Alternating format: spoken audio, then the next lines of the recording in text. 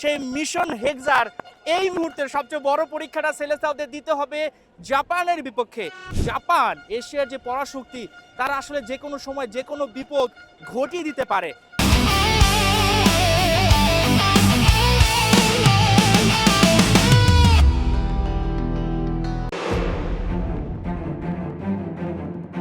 দলে দলে সবাই একটা জায়গায় সমবেত হচ্ছে হলুদের সাম্রাজ্য ব্রাজিলের সাও পাওলোতে।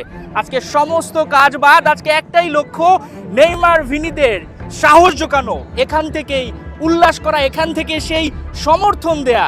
ব্রাজিলের সামনে বাঁচা মরার লড়াই, নকআউট পর্বটা শুরু হয়ে গেছে। ব্রাজিলের সাও পাওলো থেকে আপনাদের সবাইকে স্বাগত জানাচ্ছি, আমি হাসান সজীব। যেখানেই দেখতে পাচ্ছেন সেখানেই কিন্তু দলে দলে সবাই আসছেন, পরিবার নিয়ে আসছেন। ব্রাজিলে খেলা দেখার যে উন্মাদনা সেটা একটু অন্য লেভেলের।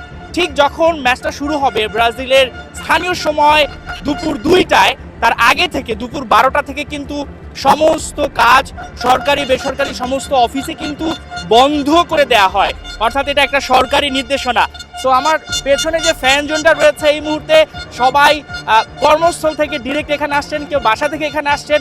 উল্লাসটা আসলে অন্য লেভেলের, যদিও তাদের মনে একটা ভয় আছে, যে ভয়টা ভর করছে জাপান এশিয়ার যে পরাশক্তি, তারা আসলে যে কোনো সময় যে কোনো বিপদ ঘটিয়ে দিতে পারে।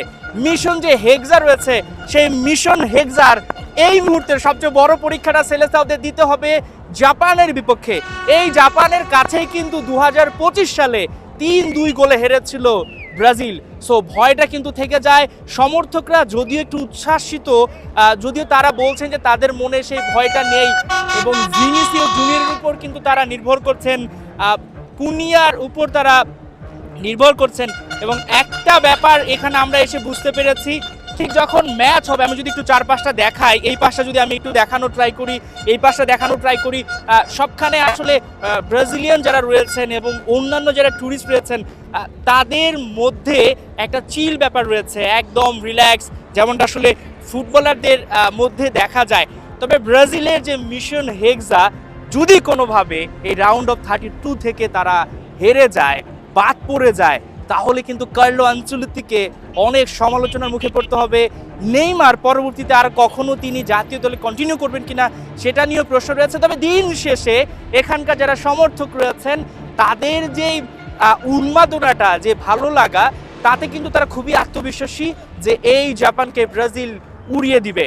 হাসান সজীব, 71, সাও পাওলো, ব্রাজিল।